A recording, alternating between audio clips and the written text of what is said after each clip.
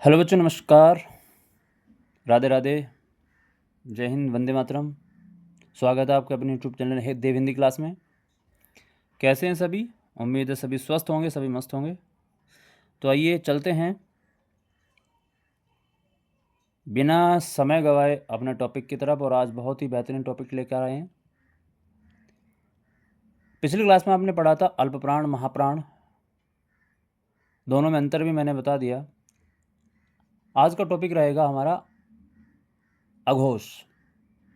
आपने सुना होगा अघोष और सघोष वर्ण।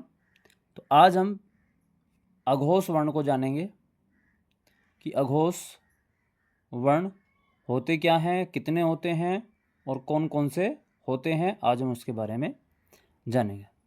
तो चलिए बिना देरी करे चलते हैं अपने टॉपिक पर। देखिए, अघोष जिन वर्णों के उच्चारण में कंपन नहीं होता, यानी कि ऐसे वर्ण जिनको बोलते समय स्वर तंत्रियाँ जो है वो कंपित नहीं होती, उन्हें बोलते समय कोई कंपन नहीं होता, उन्हें कहते हैं अघोष। संख्या इनकी होती है 13। अघोष होते हैं हमारे 13। ठीक है। कौन कौन से होते हैं? प्रत्येक वर्ग का, यानी कि 5 वर्ग आपको बताए हैं, पांचों वर्ग में से प्रत्येक वर्ग का पहला और दूसरा वर्ण, प्रत्येक वर्ग का यानी कि पांचों वर्ग में जो है पहला और दूसरा वर्ण जो है वो जो है हमारा अघोष होता है।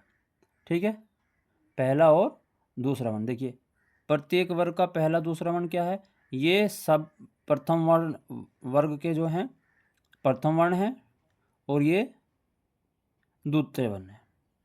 ठीक है, ये प्रथम वर्ण है और ये दूसरे वर्ण है। तो यही कहा कि प्रत्येक वर्ग का पहला और दूसरा वर्ण अघोष होता है। और उसके साथ साथ जो है ऊष्म व्यंजन। ठीक है भाई, तो क्या समझे कि अघोष की जो परिभाषा होती है अघोष वर्णों की, जिन वर्णों के उच्चारण में कंपन नहीं होता उन्हें अघोष कहते हैं। और संख्या इनकी होती है 13। ठीक है, प्रत्येक वर्ग का पहला दूसरा वर्ण अघोष होता है।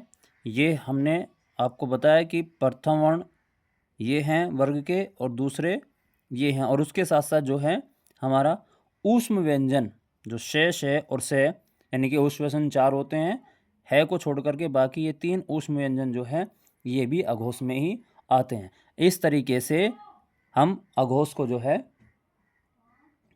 पहचान सकते हैं।